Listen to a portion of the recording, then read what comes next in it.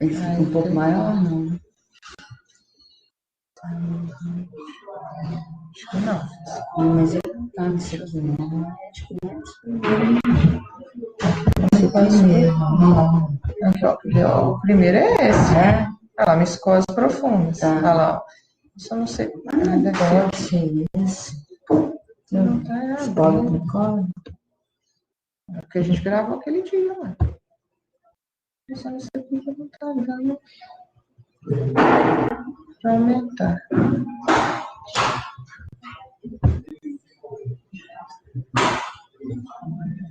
Aqui tá, estranho que não tá abrindo tudo.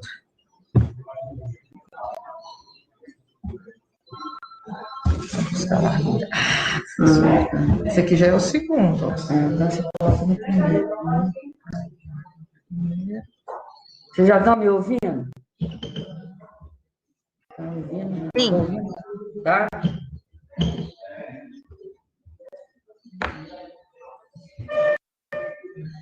Não sei porque não quer descer aqui.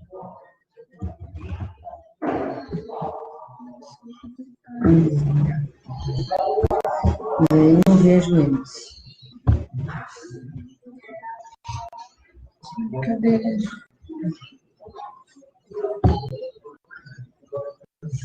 Cadê Não esse? subir aqui. Sobe. Mas aqui, sobe, não? Aí é para voltar a apresentação. Não sei o que ela tá querendo. Desligar essa coisa aqui.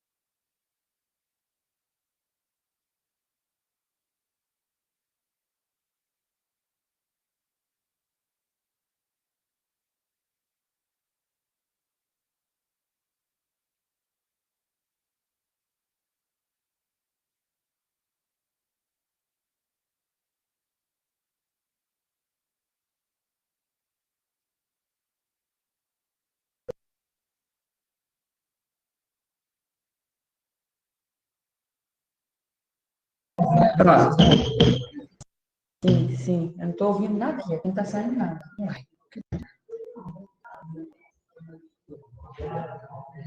Ah, tá bom. Vamos para frente. Vocês estão ouvindo? Vocês estão ouvindo? Sim, sim, Maria Clara, tá vindo? Está ouvindo aí? Posso começar? Estou vendo. Pode. Está ouvindo, tá ouvindo. Professor, Oi, professor, meu nome é Patrícia, bom dia. bom dia. Eu tenho uma dúvida, a senhora pode esclarecer? De quê? Sobre o quê? Na aula passada, micoses superficiais? Depois. Deixa eu fazer minha aula primeiro, tá, querida? Tá, Vou obrigada. terminar aqui primeiro, porque senão fica complicado. Tá. Então tá, vamos começar. Fecha a porta para mim, por favor. Então, hoje nós vamos falar das micoses profundas. As micoses profundas são N micoses profundas, né? São doenças, são produzidas por diferentes cogumelos que invadem a derme e ou hipoderme. E pode invadir também os tecidos, os órgãos profundos, né? Internos, principalmente levando a um processo de reação inflamatória granulomatosa. Então, a introdução das micoses profundas é essa aí. As superficiais, vocês viram semana passada, que elas só ficam na camada da epiderme, né? E essa aqui não, ela invade a derme e o hipoderme e os órgãos internos, com reação inflamatória granulomatosa. Então, nós temos a paracoccidioidomicose, nós temos a esporotricose, nós temos a cromomicose, nós temos a quitinomicose, maduromicose, micose de Jorge Lobo e outras. nós vamos nos relatar somente a duas que são mais comuns no nosso meio. Então, nós vamos falar primeiro da esporotricose, depois nós vamos falar da paracoccidioidomicose. Então, a esporotricose, a etiologia da esporotricose. Então, vocês estão vendo aqui, ó, o cultivo em lâmina da esporotricose. Depois nós vamos ver ali no exame complementar, certo? Então, a esporotricose, aqui é a cultura do fungo, não é isso? Então, é uma micose profunda, subaguda, produzida pelo Sporotrichsenk, atingindo a pele e, eventualmente, mucosas e órgãos internos. A sinonímia dela, como é que é? Ela é conhecida também em vários livros que vocês vão ver. Ela é chamada também de linfangite nodular ascendente e micose gomosa. Gomosa, porque nós vamos ter a lesão elementar. Uma das lesões elementares principais da esporotricose é a goma. Lembra da goma que eu falei nas lesões elementares? Que é uma lesão nodular que sofre ulceração central e liberação de secreção ou de material necrótico, né? Muito bem. Então, a epidemiologia da esporotricose é uma doença universal, porém mais frequente nos climas tropical e subtropical. Não há predileção por sexo, idade e raça. É doença preferencialmente ou preferentemente de zona rural e endêmica em certas regiões. Vocês vão ver muito quando vocês forem para o estágio rural, né? A transmissão da esporotricose é por traumatismo local, com material contaminado. Por exemplo, espinhos de plantas, madeiras, mordida de cão, gato e bicada de ave, né? Bicada, a ave bica, ela não pica, né? Ela bica. Muito bem. O período de incubação depois que ou que você se espeta com um espinho, ou que você é arranhado por um gato, o período de incubação dessa doença é de 1 a 4 semanas. O paciente nos relata lá na anamnese, né? Ah, doutora, depois que eu fui arranhado com o meu gato, tem mais ou menos 4 semanas, tem mais ou menos 1 mês que apareceu isso aqui. Então, o período de incubação da esporotricose é de 1 a 4 semanas. Agora, nós vamos ver, então, a clínica, né? Que a clínica é soberana. Então, a clínica, a gente considera essas formas clássicas aqui, ó. A cutânea linfática, a cutânea localizada, a cutânea disseminada e a extracutânea. Então, são 4 formas principais clínicas que vocês vão achar. Então, nós vamos ver primeiro a cutânea linfática, a primeira forma que a gente vê mais usualmente.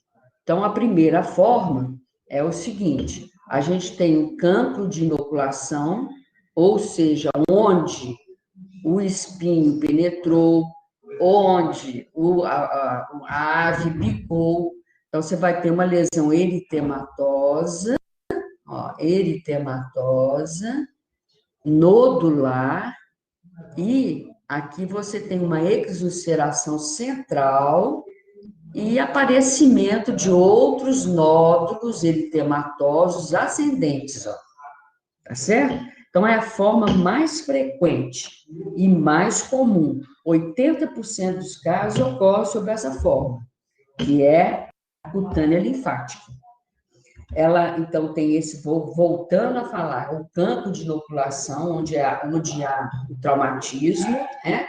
Seguido de um cordão linfático ascendente, ó, com nódulos que sofrem transformação gomosa, né? A goma, é isso? E os membros são as localizações preferenciais dessa forma. Então, 80% dos casos vocês vão ver nessa forma. Na forma linfática, que é chamada de cutânea linfática. Aqui também, ó, outra forma cutânea linfática, ó. Aqui onde penetrou, né, o fungo e o aparecimento das lesões nodulares ascendentes, ó, ascendente, na corrente linfática, ó. Aqui o diagnóstico diferencial principal que a gente tem que fazer são com os linfomas, né? Mas essa aí, então, é a forma mais comum, a cutânea linfática. Muito bem.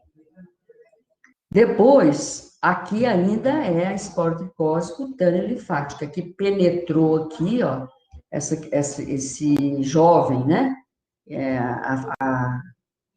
A profissão dele era carregar rosas, né?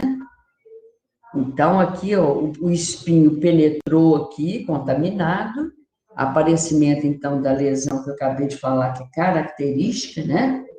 Seguida do cordão linfático, ó. E aqui a gente tem que fazer o diagnóstico inicial, com os linfomas, que são muito comuns nessa faixa etária também. Tá certo? Muito bem. E aqui, a forma cutânea linfática ainda também, ó, penetrou aqui, né, isso aqui foi um arranhão do gato, né, diz a mãe da criança, né, penetrou, então, o fungo aqui e é seguindo a corrente linfática aqui da região periorbitária. Então, essa é a forma cutânea linfática mais comum. Aqui também, ó, cutânea linfática, que é lesão. Então, a lesão já se tornou aqui, é o campo de inoculação, mas ela já se tornou verrucosa, né? Ou verrucosa ou vegetante. Verrucosa é quando há o quê? Hipertrofia das papilas dérmicas. Então, aqui está vegetante, ó.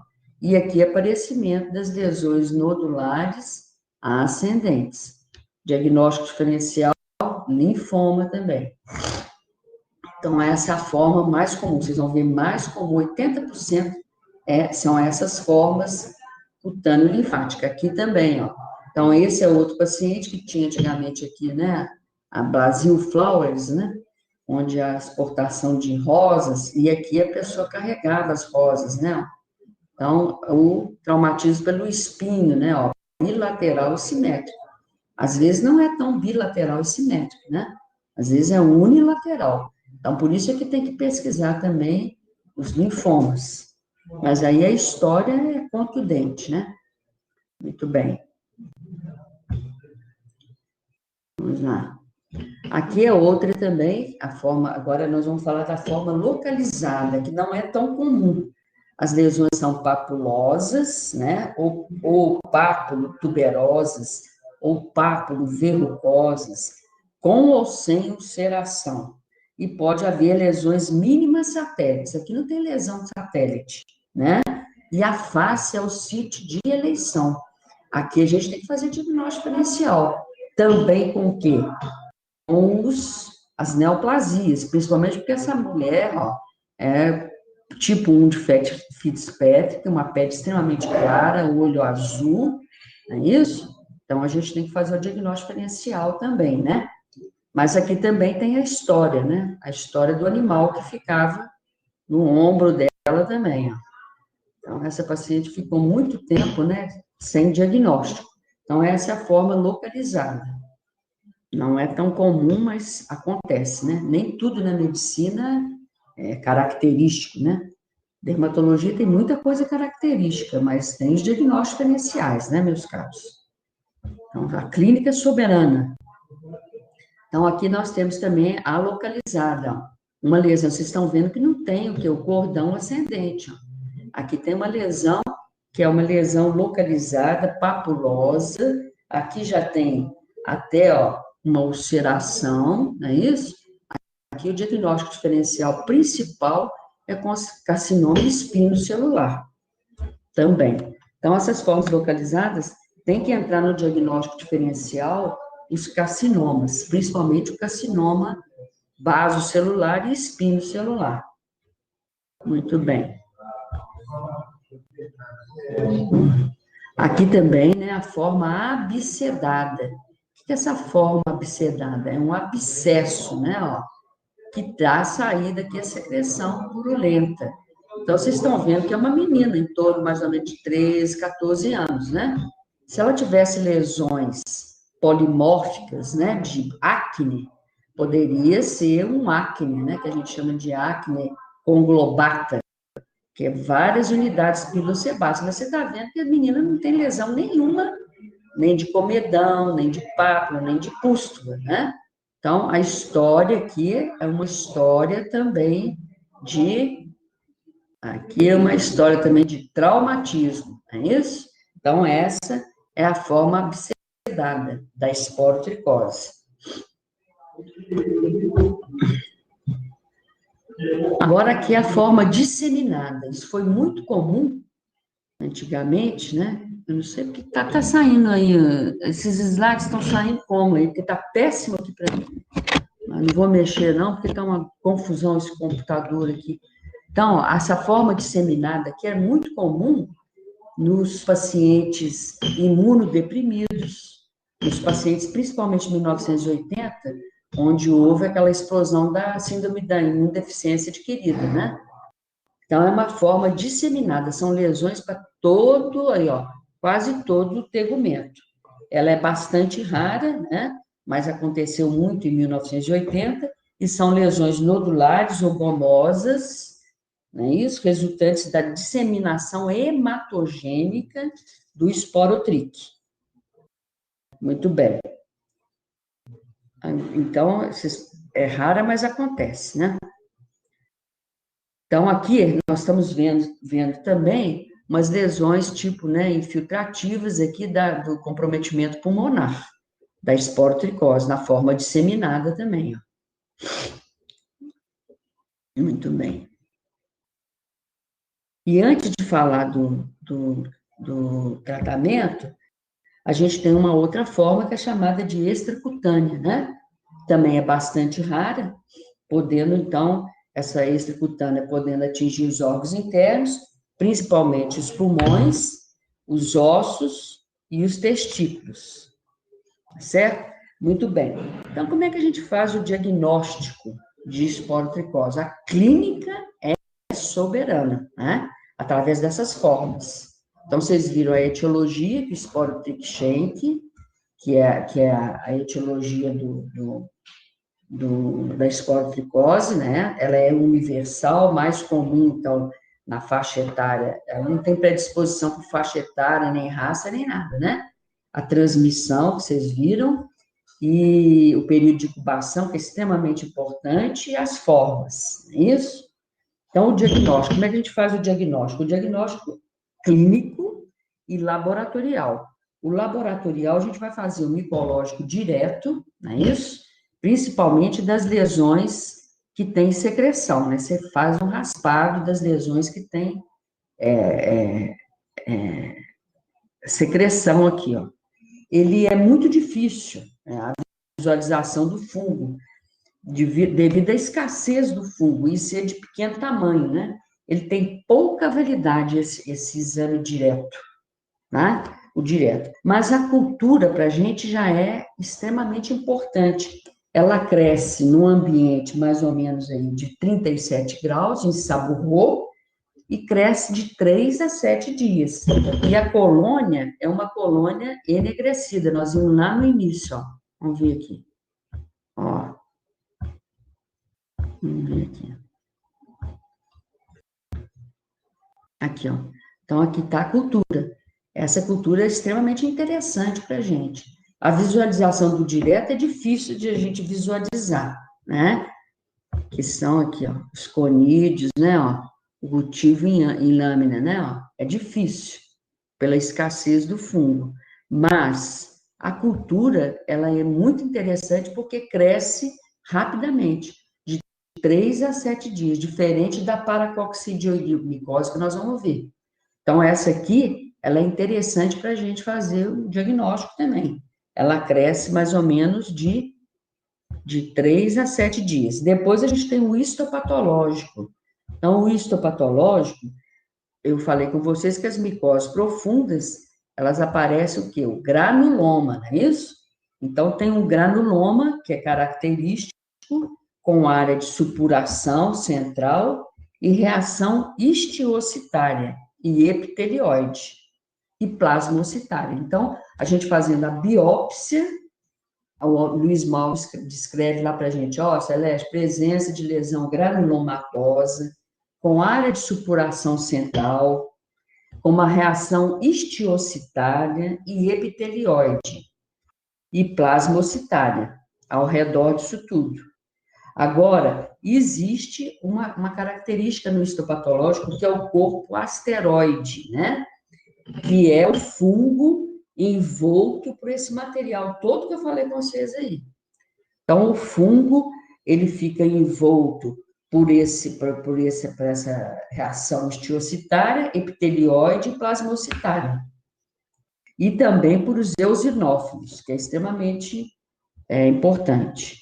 O outro diagnóstico que a gente faz, que a gente pode fazer, é com a esporotriquina. Então, a esporotriquina é um teste intradérmico. A leitura é feita 48 horas após. A gente injeta a esporotriquina na face anterior do antebraço, 0,1 ml, né? E a reação positiva faz o diagnóstico de presunção, tá certo? Já que pode ocorrer em indivíduos que não têm o esporotrique. Então, isso aí é de presunção. E sem esporotricose, né? Agora, a reação negativa da esporotriquina, ela exclui a doença. A positiva pode ocorrer em alguém que não tenha, mas a negativa exclui a doença. Então, aqui é o tratamento. Qual que é o tratamento? O tratamento, gente, é o itraconazol, tá? Mas primeiro vamos falar desse aqui, que é um tratamento espetacular, né? É um tratamento que a gente faz com iodeto de potássio e água destilada. Iodeto de potássio, você já viu que dá para processo pneumônico, de tosse, etc., né? Então, a gente faz uma fórmula, iodeto de potássio, 20 gramas, e água destilada, 20 ml. Iniciar com 0,5 a 1 grama dia. Cada 20 gotas tem 1 grama, certo? Então, isso é baratíssimo, já que esses pacientes são pacientes de zona rural e que não têm condições de comprar o itraconazol, que é caro, mas em prova, a droga de eleição é o itraconazol, tá certo? Mas isso aqui é um espetáculo e tem uma ação de quase 90%. Então, como é que a gente faz esse tratamento do iodeto de potássio? A gente vai fazendo gradativamente, porque o iodeto de potássio tem pessoas que não aguentam tomar isso, tem que tomar ou com suco de laranja ou com leite, né? Porque o gosto é um gosto metálico, ruim, né? A duração do tratamento é de 1 a 2 semanas desse tratamento, tá certo? Então, por exemplo, a gente faz da seguinte maneira: se uma gota tem 0,05, uma gota, né? Porque 20 gotas, você vê que conta gota tem 20 gotas. Uma gotinha dele tem 0,05 de iodeto de potássio. Então, a gente pede o paciente para tomar, no início, por exemplo, os 2 primeiros dias, tomar 5 gotas, não é isso? 3 vezes ao dia. Depois você manda aumentar para 10 gotas, 3 vezes ao dia. E depois 20 gotas, não é isso? Que dá ali 1 grama mais 1 semana, ou mais 2 semanas. Você vai fazendo a evolução. A evolução aí, a gente vê que a duração do tratamento é de 1 a 2 semanas após o desaparecimento das lesões. Certo? Muito bem. Então, quem tem intolerância ao iodeto de potássio, a gente faz, então, os derivados imidazólicos que eu falei na aula passada. Dentre eles, o principal é o itraconazol. Então, o itraconazol 100 miligramas, né, que a gente usa. Posso usar também o itraconazol 100 miligramas de 2 em 12 horas, isso dependendo se o paciente for ou não adulto, né? Posso usar o fluconazol? Posso. Posso usar o cetoconazol? Posso também. Só que o cetoconazol, já falei com vocês, né? Que ele é extremamente hepatotóxico.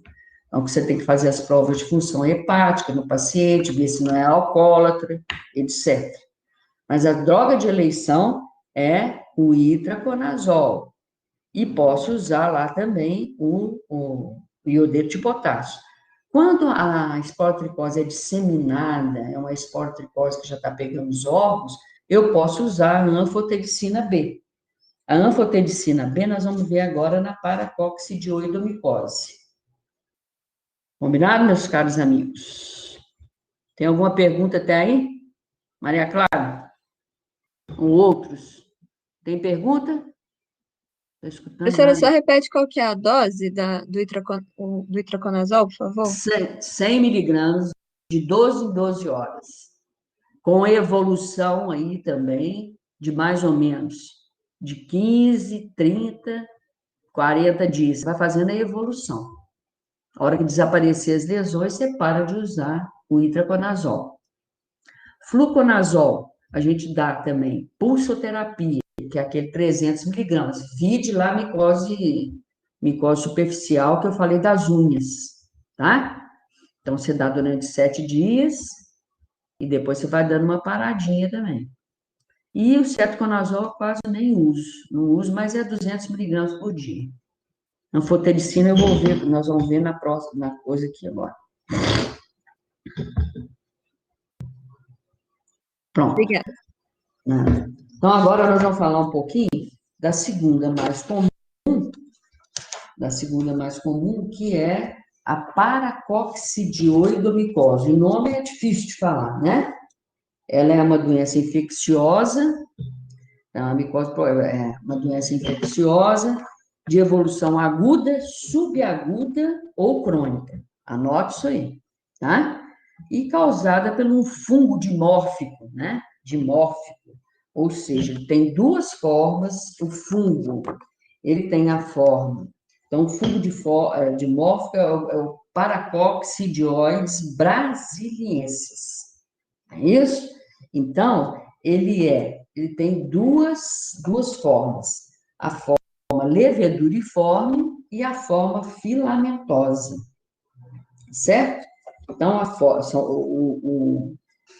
o fungo ele é produzido, então, por um fungo dimórfico, assexuado, o fungo, facilmente identificado ao microscópio óptico, não é isso? Com as seguintes fases, que são as fases leveduriforme. O que é a fase leveduriforme? É a fase que evolui nos tecidos a 37 graus, tá? Ou a 37 graus, em meios artificiais. Elas têm formas arredondadas, com dupla membrana, bastante refringente, sem nenhum ou com dois ou mais brotos ou gêmulas, né? Vamos ver se ele está aqui. Vou mostrar para vocês. Esse aqui, que é a forma, então, leveduriforme. Então, aqui, ó, ele tem duas membranas, ele é birrefringente, não é isso?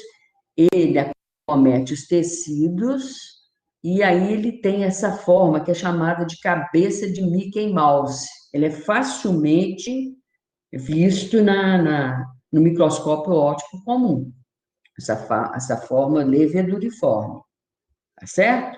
Ele é conhecido também como roda de Lenny, ó, porque aqui tem várias outros brotos, né? Ó. Então, vocês viram isso também na microbiologia. E a forma filamentosa, ela ocorre em meio de cultura. Então, os filamentos, eles são brancos, com hifas aéreas muito curtas, com aspecto cotonoso. Deixa eu ver se tem aqui. Cotonoso, não, esse aqui é o histopatológico, ele está aqui. Aqui, ó. Então, aqui, ó, ele está no meio de cultura, não é isso? Se você tirar isso aqui, tem hifas, né, que a gente chama de hifas, filamentos brancos, hifas aéreas, e com aspecto cotonoso. Muito bem. Vamos ver aqui. Tem aqui, ó, também. Isso é o histopatológico com a coloração normal. coloração, coloração especial. Então, aqui no histopatológico, quando você vai fazer o histopatológico, já vamos falar de uma vez do histopatológico. É isso? O que é o histopatológico? Então, é um granuloma de células epitelioides, olha lá, ó, com os fungos mínimos dentro desse granuloma. Certo? Muito bem. Então, agora nós vamos estar fora de ordem aqui, mas quem sabe faz ao vivo, né? Vamos lá para a gente falar um pouquinho do histórico da paracoccidioidomicose, do histórico.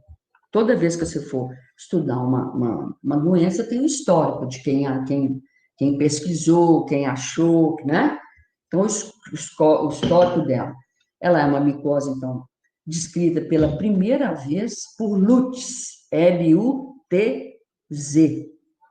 O Lutz, ele era italiano, não é isso?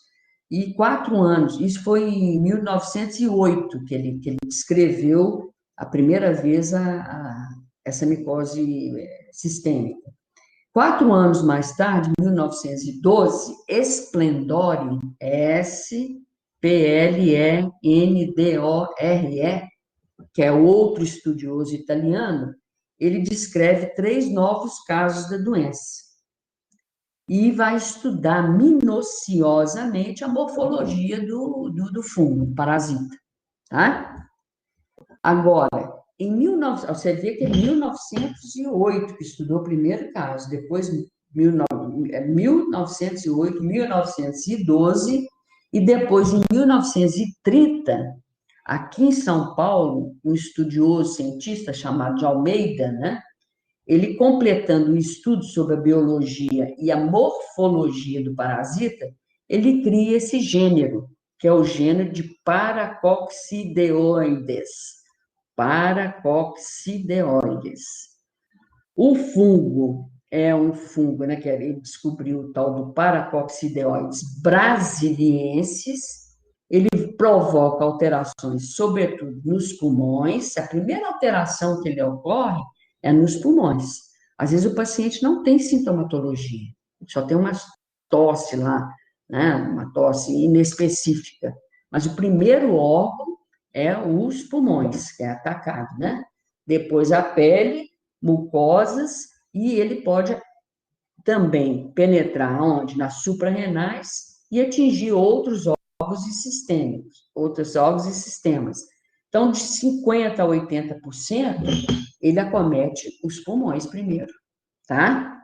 Depois, o intestino, com aumento dos linfonodos, né? Aí dá massas volumosas do intestino também, e nos ossos também ele provoca, então, lesões osteolíticas nos ossos, né?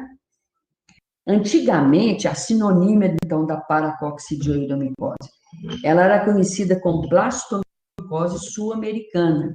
Então, essa denominação, ela sugeria somente a existência na América do Sul, que não é real, né?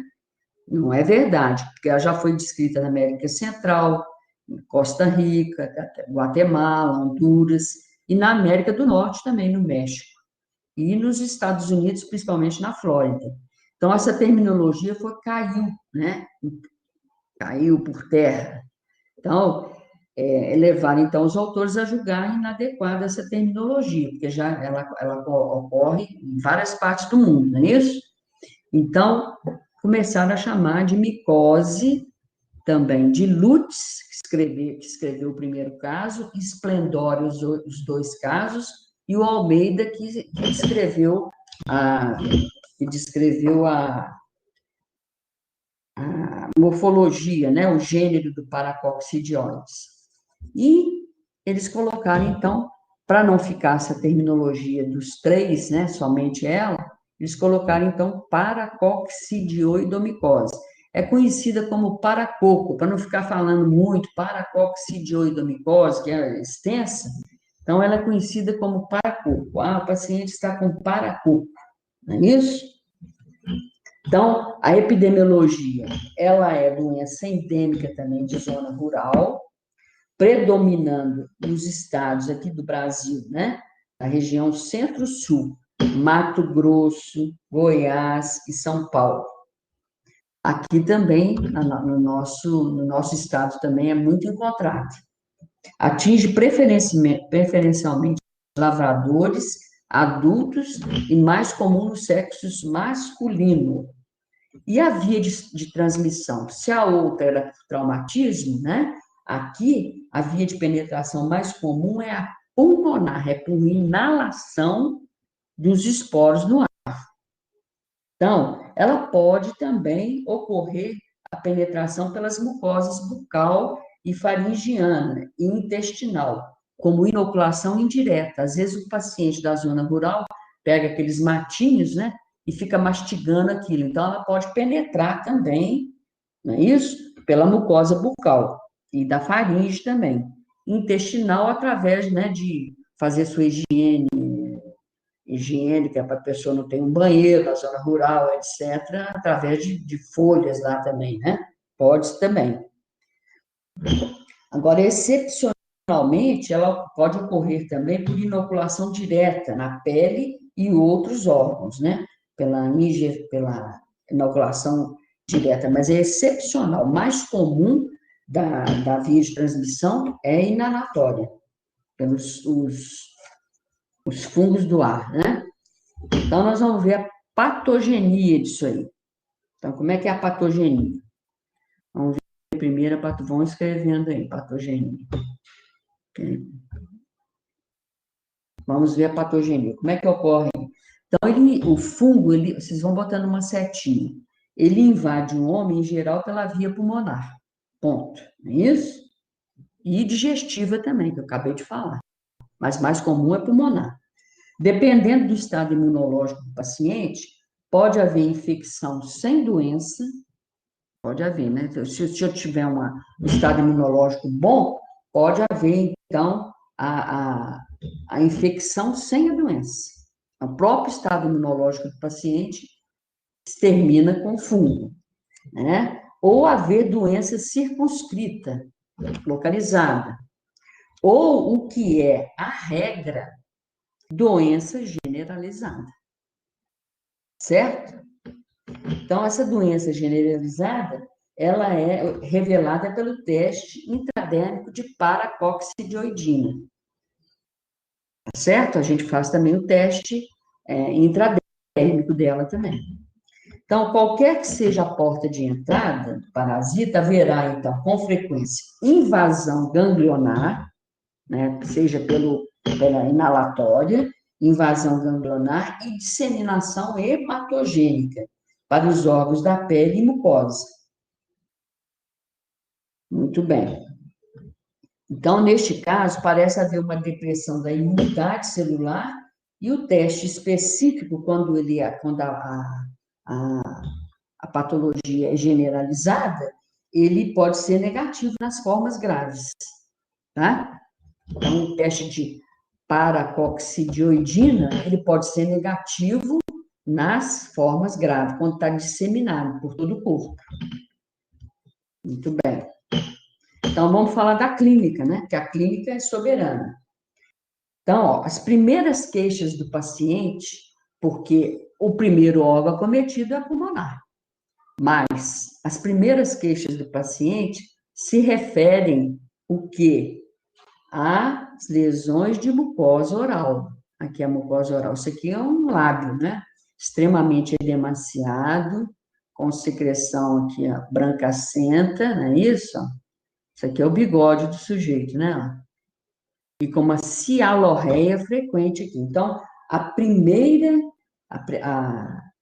primeira queixa do paciente se refere à lesão de mucosa oral. Geralmente, ela é secundária à pulmonar, tá? Secundária pulmonar. Então, como é que é chamado disso aqui, ó? Como é que é chamado isso aqui?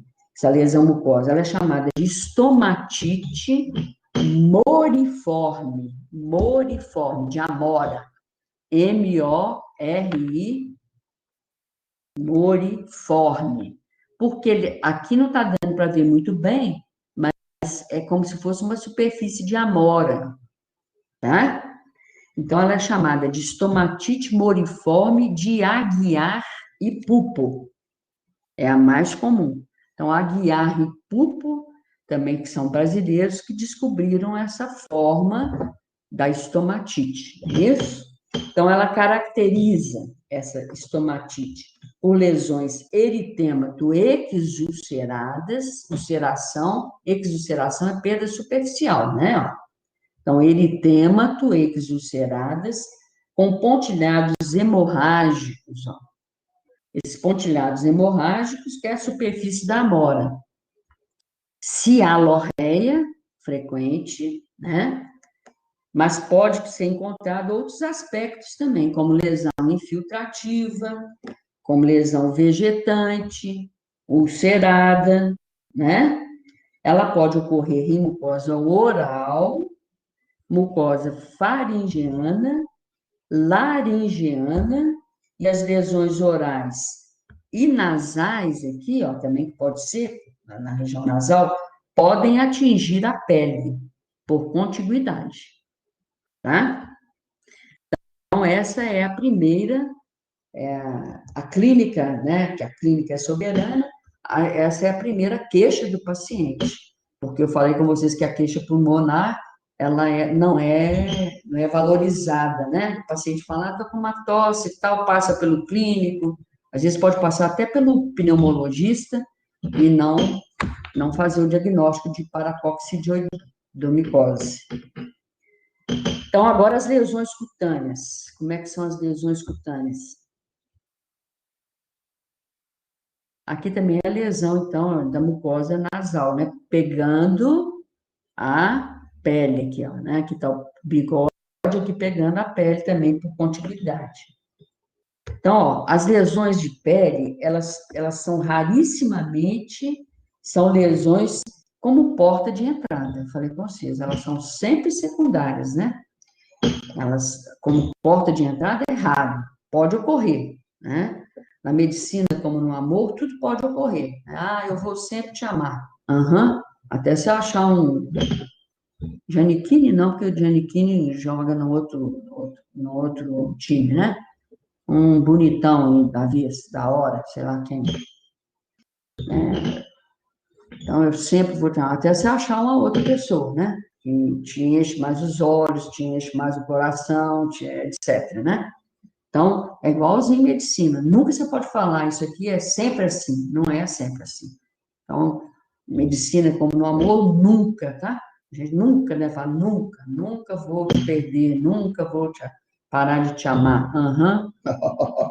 Muito bem. Então, as lesões cutâneas são rarissimamente, elas podem ocorrer como porta de entrada, tá? Em geral, trata-se, então, de lesões hematogênicas, né? Muito bem. Seu número é variável, então o número pode ser variável. Aqui é outra lesão de mucosa oral, né? Que já tem o edema, já tem uma cialorreia e edema de língua também. Então, também com uma placa brancacenta, né? Que aqui também tem alteração pela cândida, paciente imunodeprimido.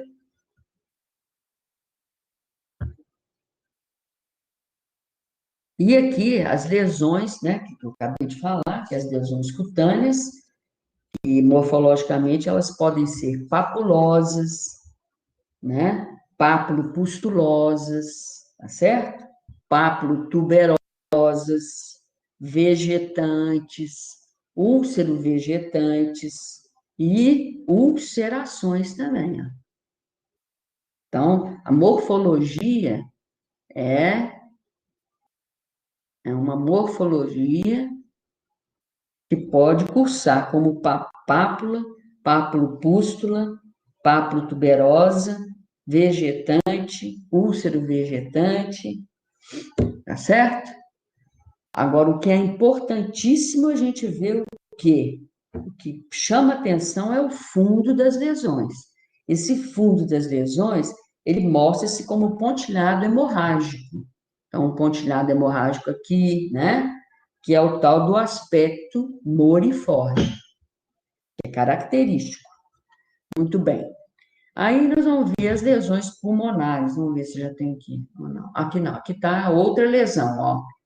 Aqui é uma lesão, então, também exulcerada com os pontos hemorrágicos, ó. Certo? Esses pontos hemorrágicos que são característicos, que são pontos moriformes. Muito bem. Agora aqui é o aspecto, né, das lesões pulmonares.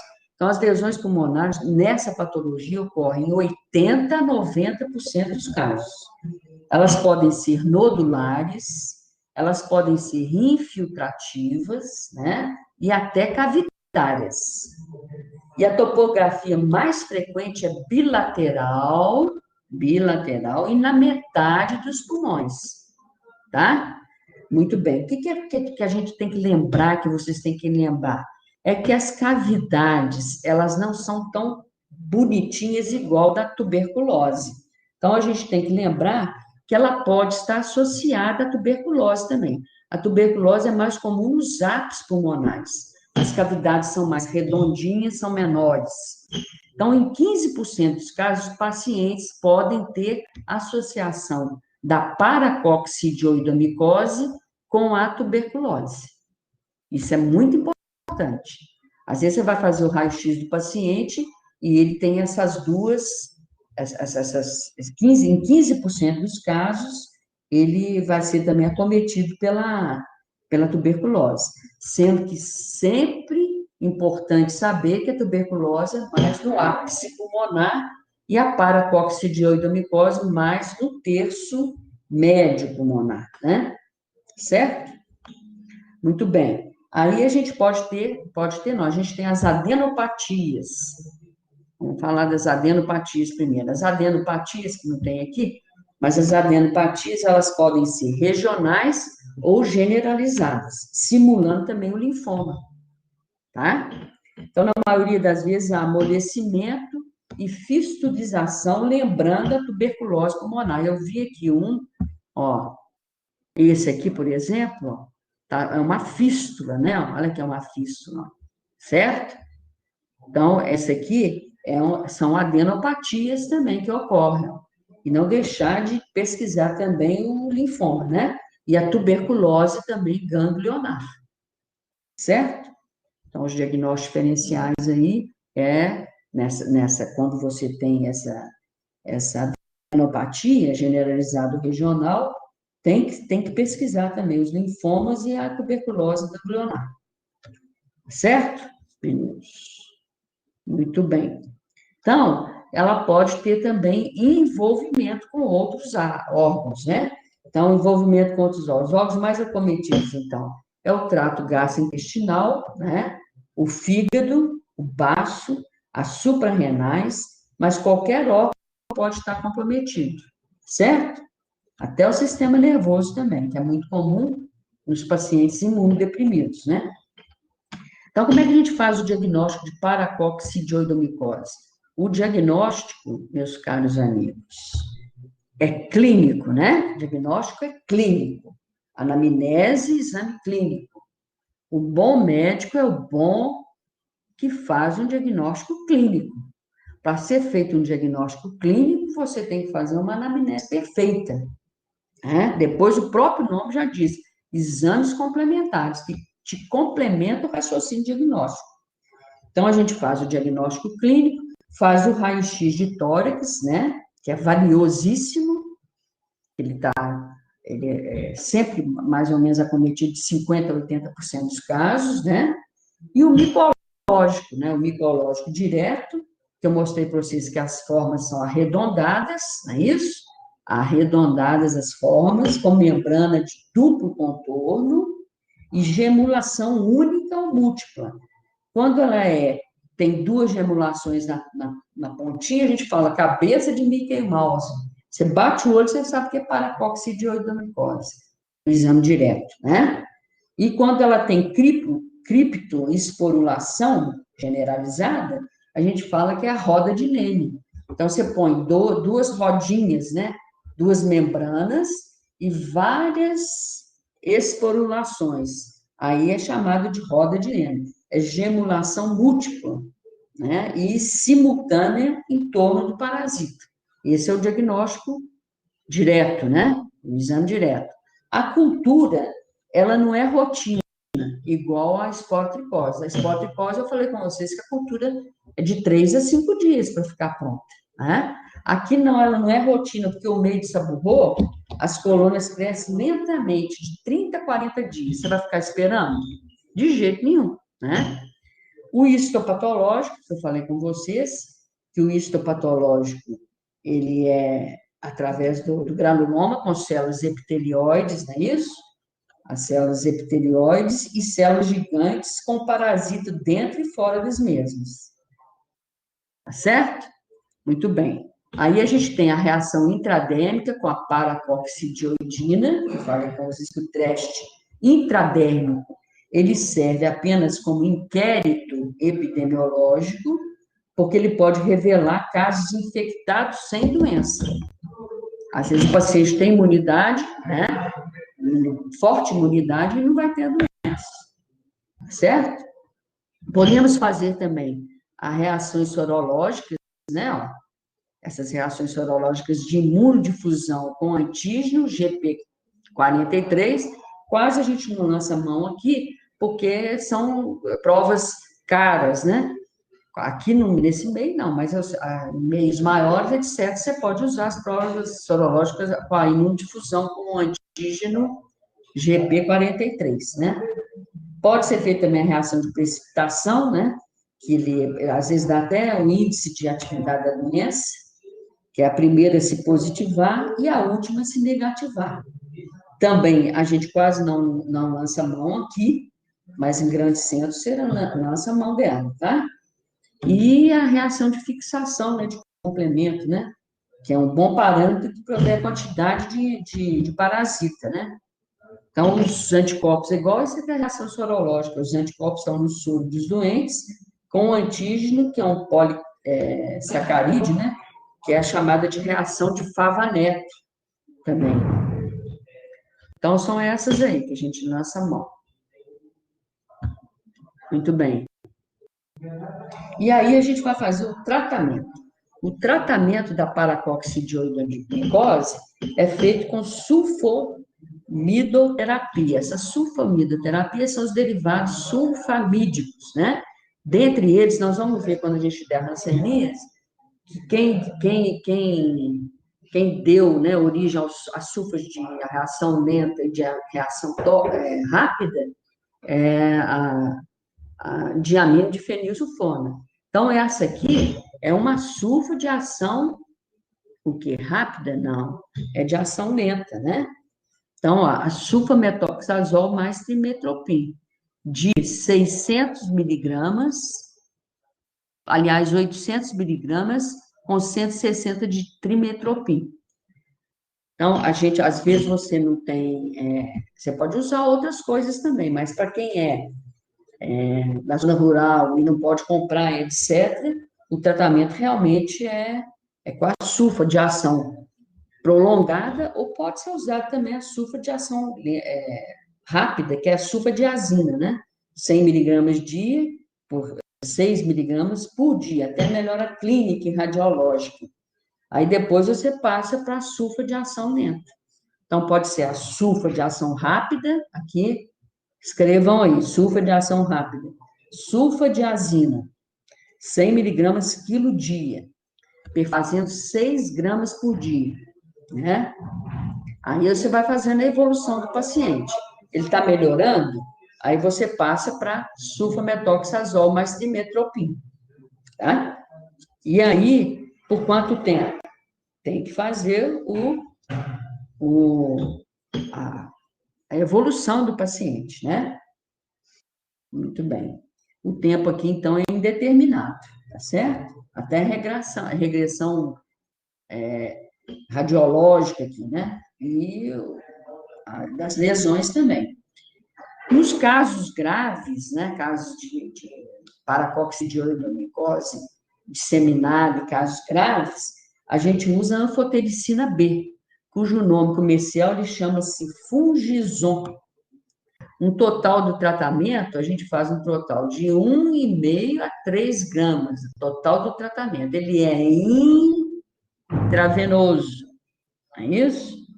Então, há casos graves e resistentes a sulfas.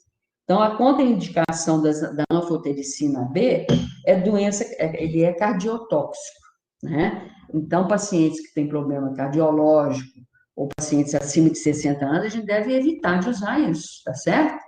Que ele é cardiotóxico. E ele também é nefrotóxico.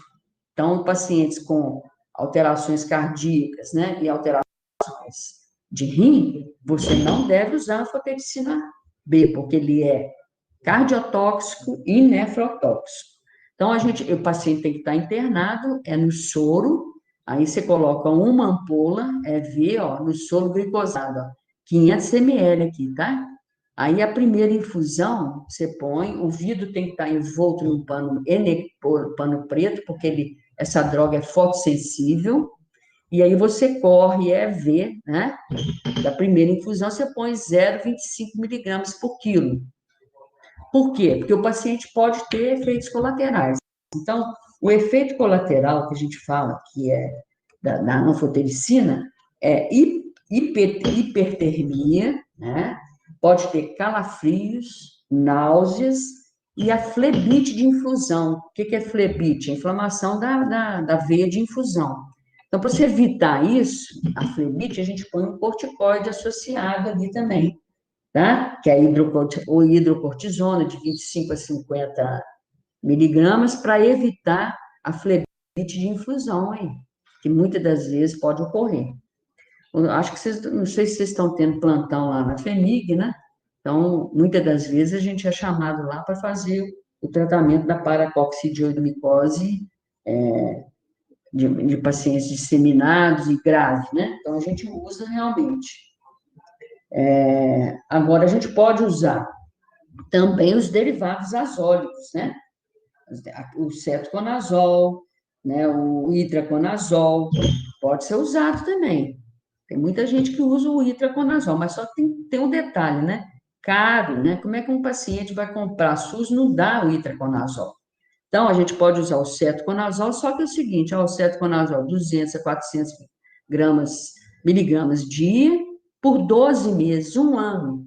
Já pensou você dar um ano de cetoconazol, sendo que ele é o mais hepatotóxico e que ele pode dar, então, diminuição de libido e etc., né? Então, sem chance. Itraconazol, a gente dá 200 miligramas dia, um comprimido de 12 em 12, né, horas, 2 meses, e 100 miligramas, 8 meses. Então, se o paciente tiver condições de comprar, beleza, né? Mas se não tiver, é a sulfa mesmo que o SUS dá. Posso usar também o fluconazol também, de 150 a 300 miligramas dia durante 6 meses. Tá certo? Muito bem. Vamos ver aqui. Acabou? Acabou, né? Vamos ver. Então, acabou, meus caros amigos. Tem alguma pergunta? A menina queria me perguntar aí da micose superficial. Pode falar. O que é que ela queria me perguntar? Patrícia, né? Maria Clara? Isso, professora, acho que ela vai falar já. Então, fala aí. Ela está digitando. Está digitando? Tá. Deixa eu ver. Deixa eu ver. Tem nada escrito aqui. Sobre a tinta do corpo. No caso de tratamento com corticoide, o que tem que fazer? Que corticoide? Tinta do corpo não usa corticoide, não, filho. Não se usa corticoide em lesão fúngica, não. De jeito nenhum. Eu falei isso? Não falei isso, Professora, não. você está me ouvindo? Tô ouvindo. Bom dia. É que a senhora mostrou lá um slide de um rapaz no dorso, no posterior, na região da escápula, na tina do corpo. que ele fez um tratamento com corticoide Ah, mas isso aí e não não fui dava pra eu. gente fazer, e que não dava pra gente analisar direito o que era uma tina, mas a senhora explicou o que era. O que que a gente tem que fazer para tratar direito esse paciente? Isso que eu não entendi. Ah, pois é, esse paciente veio para mim usando corticosteroide Isso, você falou tópico, isso. ele usando, né? Aham. Então, o que que a gente tem que fazer? Tem que, pelo menos uns 10 a 15 dias sem usar nada, e depois Ah, você colhe o material da borda da lesão para ver qual que é o fungo, entendeu? Para fazer o micológico direto é cultura. Não se deve usar corticoide em lesão tá. fúngica. Então Ah, aí porque eu só vou tratar clínico, com a clínico, que resposta para do exame. você tem que aguardar a resposta do exame, Ah, tá, entendeu? entendi A agora. Eu partir achei do que não momento. estava o tratamento que a senhora tinha passado pra gente. Não, o que que é isso? Não se usa Ah, tá. corticoide. Não fala isso não, menino, que eles me prendem, tá? Não, professor, Isso não é aí, isso não. Não é isso porque não. eu Eu queria levei até, entender o eu que que levei, fazia depois. Que, como eu ele, levei, o senhor explicou que ele fez o tratamento errado, né? Você falou, ó, foi feito corretamente o tratamento. tratamento incorreto. Isso. Toda lesão de pele, todo mundo passa corticoide, filha. Aí eu Tá, queria saber o entendeu? que que fazer depois pra gente fazer o Aí documento eu correto, entendeu? depois é aguardar de 10 a 15 dias, sem Ah, usar nada, sim. colher o material e fazer o micológico direto e cultura e prescrever o antifúngico, Ah, tá tá. certo?